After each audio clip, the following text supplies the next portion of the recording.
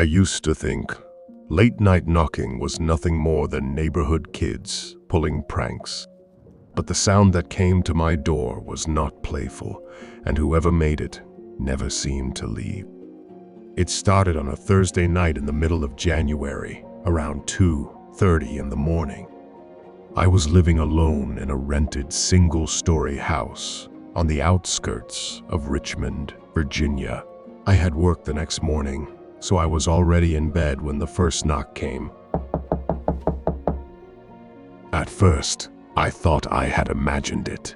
It was not loud, not frantic, just a single knock, sharp enough to echo through the house. I sat up in bed and listened. A minute later, another knock came. Then nothing. I pulled out my phone, checked the time, and tried to convince myself it was some drunk person at the wrong house. I did not go to the door that night. The next morning, I checked the porch before leaving for work. Nothing was there. No footprints, no package, no sign of anyone. I told myself it was a one-time thing. But that was the first night of what would become weeks of knocking. The following Saturday, I was awake, watching TV when it happened again.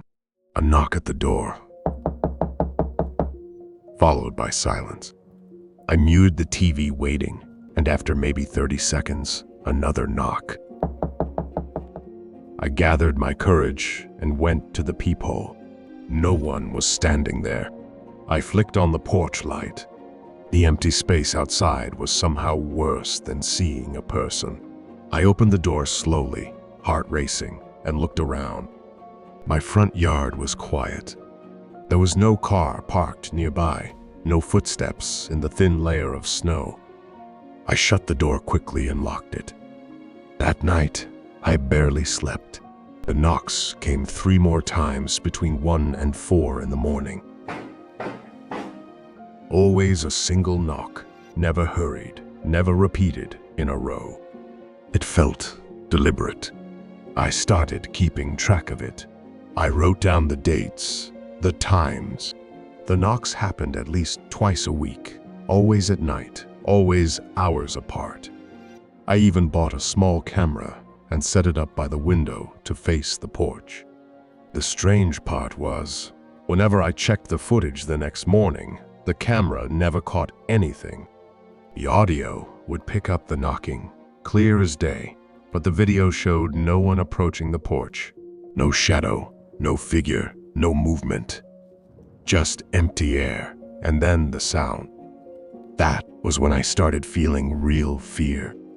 At first, I thought someone was messing with me, maybe a neighbor who knew the blind spot of the camera. But after weeks of no results, I felt like something else was happening. One night in February, the knocks came earlier than usual. It was around 11:45, and I had just brushed my teeth. The knock was loud this time, louder than usual. I froze in the hallway, toothbrush still in my hand. I turned off the bathroom light and crept to the peephole. Again, no one was there. But this time, when I stepped away, another knock came almost instantly. Like whoever was doing it knew I was right behind the door. I did not sleep at all that night. Every time I started to drift off, another knock would come. By morning, I was pale and shaking. I called the police, explained the situation, and asked them to check the neighborhood. An officer drove through and even came to the house to look around, but found nothing. He said it was probably kids. I wanted to believe him, but the knocking never stopped. By March, it had become part of my nights. I started to dread bedtime because I knew sooner or later it would happen. My heart would pound at every creak of the house. Even when the knocks did not come, I would lie awake waiting for them. One night, after a particularly long shift, I fell asleep on the couch. I woke up suddenly around 3 in the morning to the sound of the knock. I looked toward the front door. This time, something was different. Through the thin curtains covering the window near the door, I could see the outline of a shadow. Someone was standing there. I stayed completely still, barely breathing. The shadow did not move. I waited, staring at it, until finally I reached for my phone and started recording. I zoomed in, heart racing. The figure was tall, motionless. Then, as I blinked, it was gone. I rushed to the door and yanked it open, phone in hand, recording the porch. Nothing, just the still night air, the empty yard, the faint sound of distant cars on the highway. My footage showed the shadow, but not it disappearing. It was just gone in the next frame. That night broke me. The next morning, I called my landlord and asked if the house had any history I should know about. He laughed and said no. He claimed I was overthinking things, maybe even sleepwalking, but I knew I was awake. I knew what I saw. The last night I stayed in that house was late March. I will never forget it. The knocking started at midnight, and it came every 5 minutes, over and over, not giving me a chance to rest. I sat in the living room with all the lights on, gripping a baseball bat, telling myself I would swing at anyone I saw. Around 2 in the morning, the knocks stopped. I thought maybe it was over. I relaxed slightly, set the bat down, and rubbed my eyes. That was when I heard something new. A faint scraping sound coming from the back door. I froze. My house only had one back door, and it led to the kitchen. I crept toward it, bat in hand, and listened. The scraping was slow, methodical, like someone dragging their fingernails down the wood. I did not look through the window. I could not bring myself to. Instead, I backed away slowly, grabbed my keys, and left through the front door. I got in my car and drove straight to my brother's house across town. I never went back to live in that place. I returned once in the daylight to collect my belongings, but I never stayed another night. To this day, I do not know who or what was outside my door. All I know is that the knocks were real, the shadow was real, and that scraping sound still echoes in my head whenever I think about that house. And the worst part is, I never heard a door open, never saw anyone walk away. It was like whoever was knocking never left at all. Back in 2019, I rented a small house in a quiet neighborhood of Louisville, Kentucky. It was nothing fancy, just a one-story place with a decent backyard. The previous tenants had installed a motion sensor floodlight above the back door. I did not think much about it at the time. In fact, I liked it because the backyard always seemed too dark at night. The first time I noticed anything strange was in late October. I was up late watching TV when the motion light came on. My blinds were open, so I saw the backyard suddenly brighten up like daylight. I figured maybe a raccoon or stray cat had triggered it. But when I looked out, the yard was completely empty. I shrugged it off and went back to my show. That light started turning on almost every night after that, always between midnight and 3 in the morning. At first, I told myself it was just animals, maybe even wind moving the branches. But then I started paying closer attention. The timing was too perfect. It was not random. The light always stayed on exactly 30 seconds, then went off, then came back on again a few minutes later. It felt like someone was testing me. One night in November, I decided to sit up and watch. Around 1:20 in the morning, the light came on again. I got up and stood by the kitchen window, staring out into the yard. My heart sank when I noticed a faint figure just at the edge of the fence line. Someone was standing there, completely still. The light shut off, and when it came back on, the figure was gone. I barely slept after that. The next morning, I checked the yard for footprints. The ground was damp from rain, but I did not see anything, no sign of anyone. Still, I knew what I saw. For the next week, I left the blinds closed at night so I would not see it. But even then, the light kept waking me up. That bright glow would creep through the edges of the blinds and pull me out of sleep. My chest would tighten each time. I started to dread the hours after midnight. Eventually, I bought a cheap outdoor camera and mounted it facing the yard. I figured if someone was really out there, I would finally catch them. The first 2 nights, the camera picked up nothing but the light turning on and off. On the 3rd night, though, I got something. At 2:07 a.m., the footage showed the light come on, and for a brief second, there was a tall shadow standing by the back fence. Just a silhouette, no details, but I knew it was a person. Then the light clicked off, and when it came back on, the shadow was gone. I saved the video and showed it to a coworker the next day. He told me it looked like a glitch, or maybe even a branch. But I knew branches do not stand upright like a man. By December, things got worse. The light would turn on earlier. Sometimes, before midnight, I would look outside and see nothing, but I felt watched. One night, I swear I saw movement closer to the house, near the tree in the middle of the yard. That was when I started hearing sounds. Small, subtle noises at the back door, like the creak of wood or the crunch of leaves. Every time the light came on, I imagined someone just out of view, standing in the shadows, watching my windows. I called the police twice that month. Both times, they walked the yard with flashlights and told me it was probably animals. They suggested I get a stronger camera if I was worried. I felt embarrassed, like I was wasting their time, but I could not shake the feeling. Christmas Eve was the breaking point. I had gone to bed early because I was driving to see family the next morning.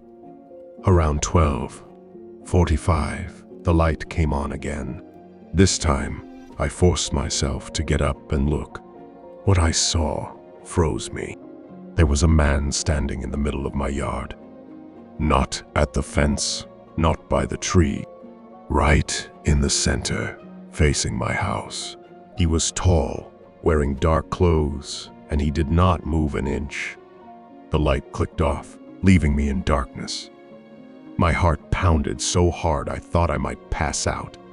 I waited, staring through the blinds, terrified of the light turning back on. When it did, the yard was empty again. I did not sleep at all.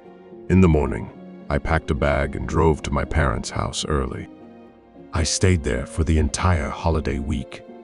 When I returned, nothing in the house was disturbed, but the sight of that empty yard made my stomach turn. January came, and the lights still went on almost every night. I stopped checking the window. I could not handle seeing someone there again. But even with the blinds closed, I felt it every time. That heavy brightness spilling into the room was like a signal that someone was out there. The last night I stayed in that house was the scariest moment of my life. It was the middle of January, bitter cold outside. I was lying in bed when the light came on. I squeezed my eyes shut, refusing to look. A few seconds later, I heard a noise. Not in the yard, inside. It was the faint creak of the back door handle turning. I froze completely. The light was still glowing through the blinds, but I could not move. I grabbed the baseball bat I kept by my bed and forced myself to step into the hallway. The creak came again. I could see the back door from where I stood. The handle was slowly twisting. I dialed 911 with shaking hands and whispered what was happening. As I spoke, the light outside clicked off, and the handle stopped moving. By the time officers arrived, whoever it was had vanished. I did not wait for another night. The very next day, I broke my lease and moved into a small apartment downtown. I lost money, but I did not care. To this day, I cannot explain who was in that yard or how long they had been watching me. All I know is that the motion light never lied. Every time it came on, someone was really there. And the worst part is, I still see that light in my sleep. I wake up sweating, expecting to find a man standing outside my window, waiting for me to notice him. In 2021, I moved into a rental house in northern Michigan. It was cheap, partly because it sat right at the edge of a stretch of woods. My backyard ended at a tree line that went on for miles. At first, I loved it. It was quiet, private, and peaceful. But after the first month, I began to notice something that turned the peace into fear. It was late February, just after a heavy snowfall, when I stepped out to smoke on the back porch. The night was still, no sound but the crunch of snow under my boots. That was when I saw it. At the tree line, maybe 50 yards away, a figure was standing perfectly still. It was too dark to see details, but I could make out the outline of a man. He was tall, shoulders squared, not moving an inch.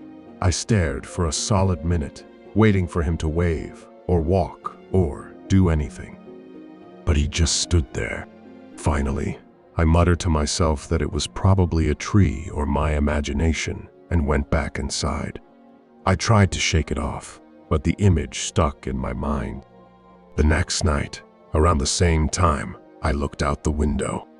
The figure was there again. Same spot, same frozen stance. That was when I realized it was not a tree. I had walked that part of the woods before, and there was nothing shaped like that. It was a man. The following week, I kept checking. Every night, around 11 or midnight, I would look outside, and there he was, standing in the same place. He never moved, never came closer, never left footprints I could see. Just stood there. At first, I tried to convince myself it was some kind of trick, maybe a scarecrow or leftover hunting gear propped up. But when I went out there in the daylight, nothing was there. Just untouched snow. By March, I had stopped going outside at night, but the figure never went away. Sometimes I would glance out the window and see him there, arms at his sides, head tilted slightly toward the house. I told a friend about it, and he came over one night to see for himself. We stood by the back door, lights off, and waited. When the figure appeared, my friend went pale. He whispered, "What the hell is that?" Neither of us could explain it. He suggested I call the police, but what was I supposed to say? There is a man standing in the woods, not moving. They would have thought I was crazy. So I did nothing. Then came the night he moved. It was late March, and I was up later than usual. Around 1:30, I glanced out the kitchen window. My chest tightened immediately. The figure was no longer at the tree line. He was closer, maybe halfway between the woods and the porch. Still standing perfectly still, but closer than ever before. I shut the blinds instantly and backed away, heart pounding. I barely slept that night, terrified that if I looked again, he would be right outside the glass. From that point on, things escalated. Every few nights, he seemed closer, always standing in a new spot, always facing the house. By early April, he was less than 20 yards away. I stopped using the back porch entirely. I kept every curtain closed, but I could feel him there. The nights were no longer quiet and peaceful. They were heavy, suffocating, like the air itself carried his presence. One night, I woke up suddenly, no reason why. My room was dark, but something made me glance toward the window. My curtain was slightly open, and through the crack, I saw him. The figure was at the edge of my yard, closer than ever before. Still motionless, but this time, his head looked tilted upward as if he was staring directly at my window. I shut the curtain and sat frozen in bed until morning. The next day, I packed an overnight bag and stayed at a motel. When I came back, everything was untouched, but I could not shake the dread. By late April, I was barely sleeping. I drank coffee just to stay awake, because the idea of seeing him closer made me sick. I started keeping a baseball bat by my bed, though I knew it would not matter. Then came the last night. It was the beginning of May. I was sitting in the living room with all the lights off, trying to distract myself with my phone. The urge to look outside was unbearable. I finally gave in and pulled back the curtain just an inch. He was there, not at the tree line, not halfway, not at the edge of the yard. He was standing at the bottom of my porch steps. I dropped the curtain immediately, heart hammering in my ears. I backed away, whispering to myself that it was not real. But then I heard it, a single creak of the wooden step outside. That was when I ran. I grabbed my keys and bolted out the front door, not even daring to look back. I drove straight to my brother's place, an hour away.